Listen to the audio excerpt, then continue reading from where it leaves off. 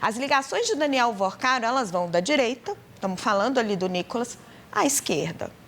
Já é público que ele teve uma reunião com o presidente Luiz Inácio Lula da Silva. O banqueiro Daniel Vorcaro descreveu como ótimo esse encontro fora da agenda que teve com o presidente Lula em dezembro de 2024.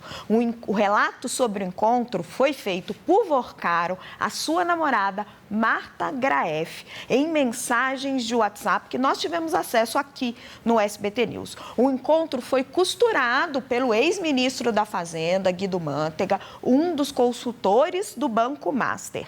O César Feitosa vai nos contar isso. O que estão dizendo estas mensagens, César Feitosa? A gente já sabia que esse encontro tinha acontecido, o presidente Lula falou sobre ele em entrevista ao UOL, disse que não, ele foi lá dizer que tinha sido vítima de perseguição, mas agora a gente tem um relato do Daniel Vorcaro contando à sua namorada a percepção dele sobre o encontro. O que o Vorcaro achou do encontro com o Lula? Um encontro fora da agenda, não estava marcado, ninguém sabia antes da imprensa revelar.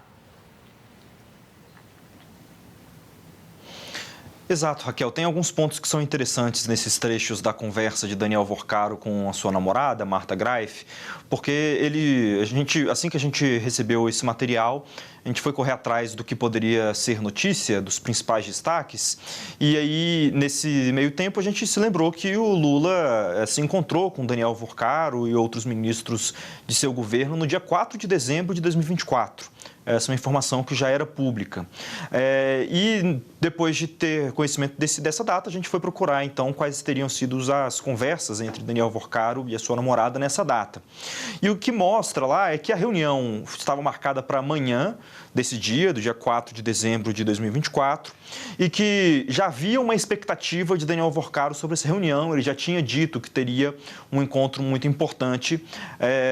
Ele tinha feito uma ligação de áudio no dia anterior, e no dia seguinte a namorada já pergunta como que tinha sido a expectativa, o que já tinha acontecido nessa reunião, e aí ele começa a falar então, portanto, ali no início da tarde. Ele disse que a reunião que o encontro foi ótimo. Ele também disse que foi, abre aspas, muito forte. Ele chamou o presidente do Banco Central, que vai entrar, mais 3 ministros, dando relatos, portanto, de que o presidente Lula chamou outros 3 ministros de seu governo para participar da conversa, além de, na época, o número 2 do Ministério da Fazenda, Gabriel Galípolo, que poucos dias depois assumiu efetivamente a presidência do Banco Central.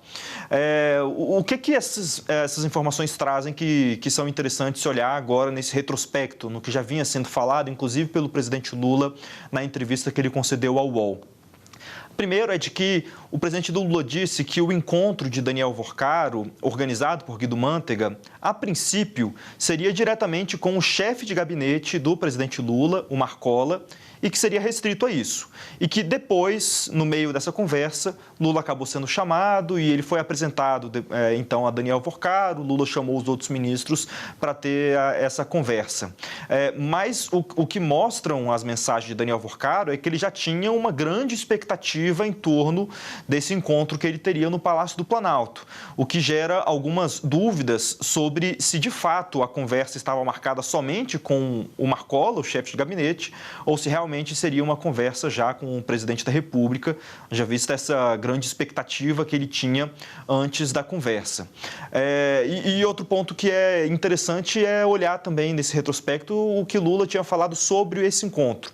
Lula disse na entrevista ao UOL que ele realmente tinha chamado Gabriel Galípolo, outros ministros como Rui Costa e Fernando Haddad para participar dessa conversa, e no relato de Lula, ele disse que Daniel Vorcaro foi lá reclamar que era vítima de perseguição dos grandes bancos, que havia uma oposição muito grande ao Banco Master. E o que Lula disse, segundo o próprio presidente, foi de que ele não deveria ter preocupação de pressões políticas dentro do Banco Central, que qualquer investigação que tivesse de ser conduzida pela autoridade monetária seria conduzida de forma técnica, sem influências políticas, portanto, mas o desfecho acabou sendo esse da liquidação um pouco menos de um ano depois. Então, é interessante ver o relato de Daniel Worcaro, porque ele saiu dessa reunião se sentindo aparentemente prestigiado, tendo encontrado 3 ministros e o presidente da República e o futuro presidente do Banco Central, e acabou descrevendo então esse encontro como ótimo.